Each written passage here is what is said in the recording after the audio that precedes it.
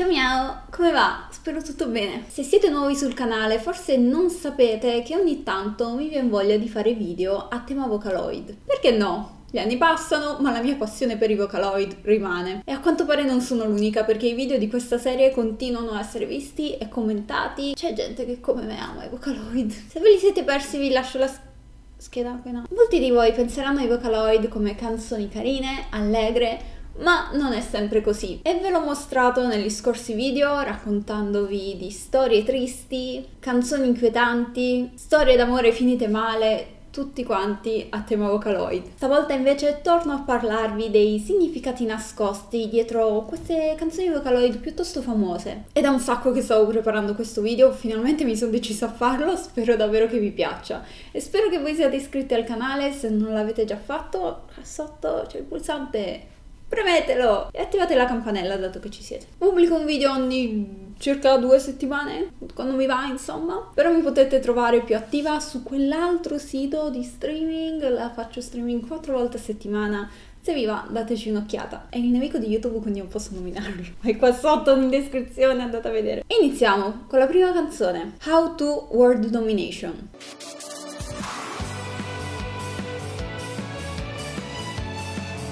La canzone è composta da Neru, un producer che apprezzo molto, e ho notato che molte delle sue canzoni iniziano in maniera cupa, però per fortuna finiscono quasi sempre con un barlume di speranza. Questa canzone è davvero bellissima, vi consiglio di ascoltarla se non l'avete già fatto, ma qual è il vero significato dietro? Ammetto che non è molto chiaro, il titolo può dire tante cose diverse, nel testo ci sono un sacco di metafore, però ecco quello che ho capito io. I personaggi della canzone sono due studenti.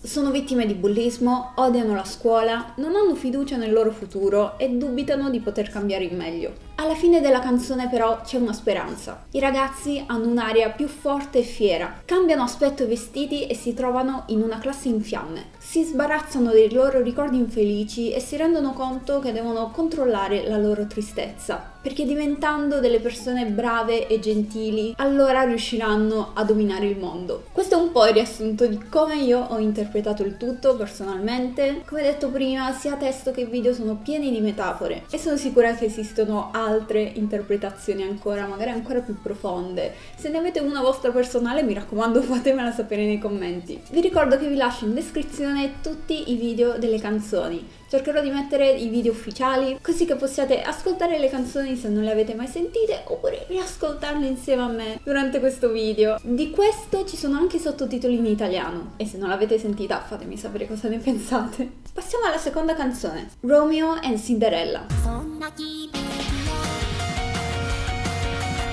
Ok, ho detto il titolo in inglese, ma in realtà in originale è Romeo to Cinderella. Ha più senso dirlo in inglese a questo punto. Allora, ricordo di aver aggiunto questa canzone alla lista perché avevo scaricato la demo di Project Diva sulla Switch e tra le canzoni di prova c'era proprio questa, Romeo to Cinderella. Ed era proprio il periodo in cui stavo scrivendo questo video, quindi mi sono detta è un segno del destino, la devo inserire. E infatti c'è un bel significato nascosto dietro. Il titolo può essere un po' confusionario, cosa c'entra Romeo di Shakespeare con la favola di Cenerentola? Ora ve lo spiego.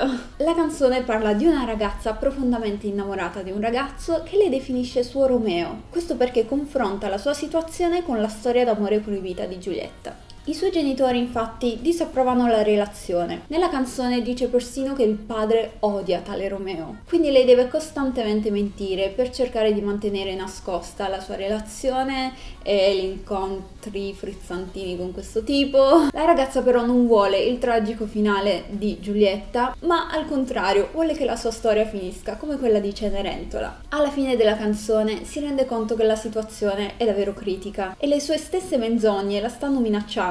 Quindi chiede al suo Romeo di venire a salvarla. La cosa interessante è che la canzone stessa ti lascia un po' col dubbio. Questa relazione tra Romeo e Cenerentola è davvero genuina o è solo un attacco di passione? È giusto continuare così? Finirà bene? Secondo voi? Io so solo che questa canzone è immortale, continuo ad ascoltarla sempre come facevo appena uscita. La amo, è troppo bella. Passiamo alla terza canzone che è un po' inquietante, ve lo anticipo. Il titolo è Hide and Seek.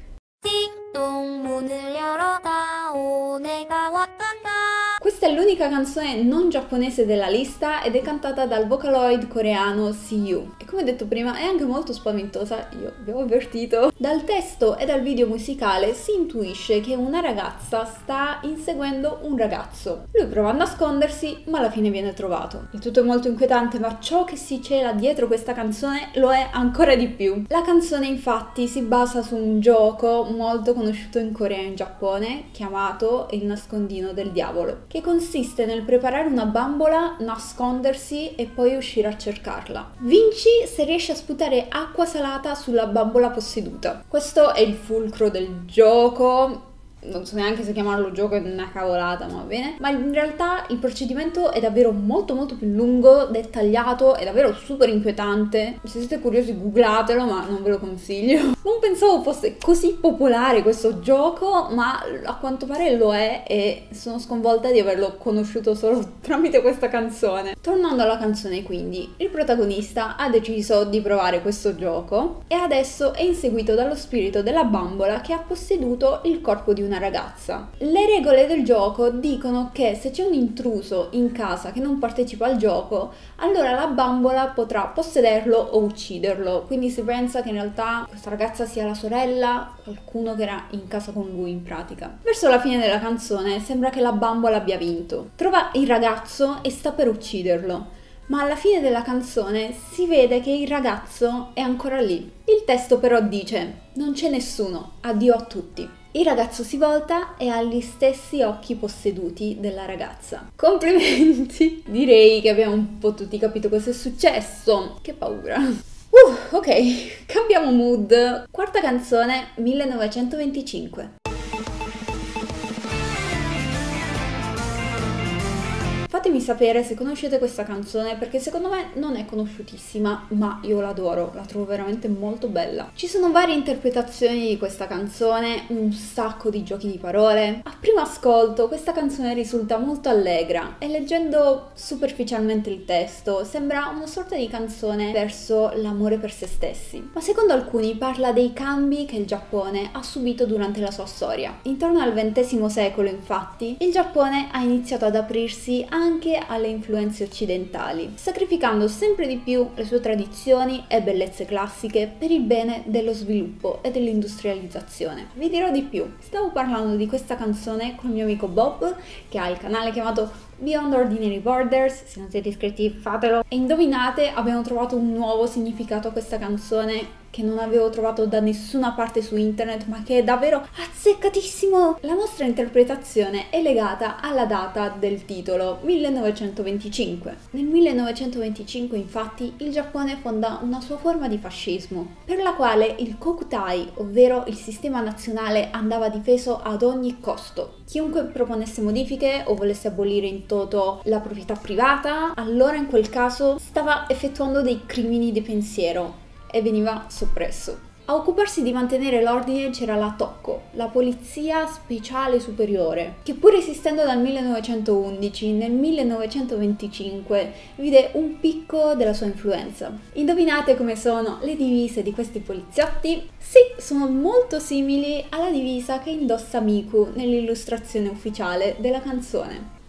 Ok! Sapendo questo, molte frasi iniziano a prendere un significato diverso. Movimenti innocenti, tensione estrema, è andata meglio di quanto pensassi. Domande ripetute, soluzioni inutili, non trattenermi. Il pezzo di un puzzle può incastrarsi con più pezzi di quanto immagini. Grazie mille a Bob per l'aiuto. Come avrete capito, lui è molto più esperto di me sulla storia e cultura giapponese, quindi se siete interessati iscrivetevi al suo canale, è davvero super interessante. E come ultima canzone vi propongo una canzone super conosciuta che sicuramente avrete sentito, ne avrete sentito parlare, avrete visto delle fan art in giro. La canzone in questione è Matryoshka.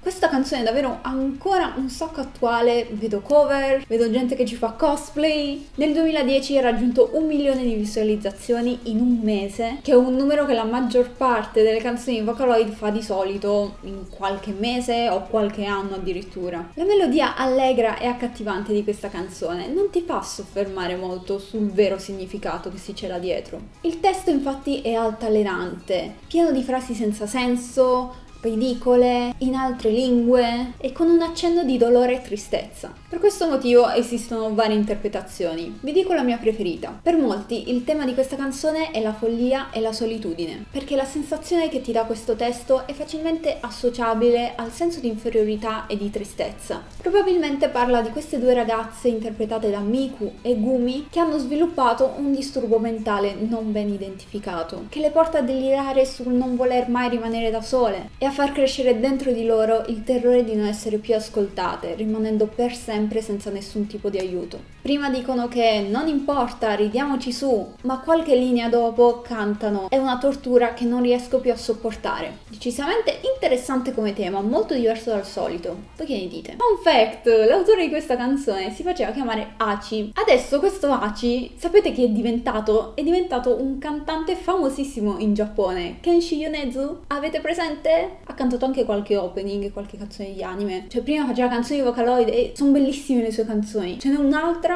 con un significato nascosto dietro che vorrei riportare magari in un prossimo video. Vi consiglio tutte le sue canzoni, sia quelle di quando faceva il produttore Vocaloid, sia quelle da cantautore. È davvero super talentuoso. Ok, momento fangirl finito. Questa era l'ultima canzone che avevo da proporvi nel video di oggi. Grazie davvero tantissimo per essere arrivati fin qui e per continuare a seguirmi, lo apprezzo tantissimo. Sono qui su YouTube da una vita, continuo a fare video e sono davvero felice di sapere che vediate ancora i miei video. Nonostante sia passato tutto questo tempo. Grazie davvero. Grazie anche a chi è nuovo. Spero di non deludere le vostre aspettative. Vi auguro un buon fine settimana e noi ci vediamo alla prossima. Grazie ancora. Ciao miao!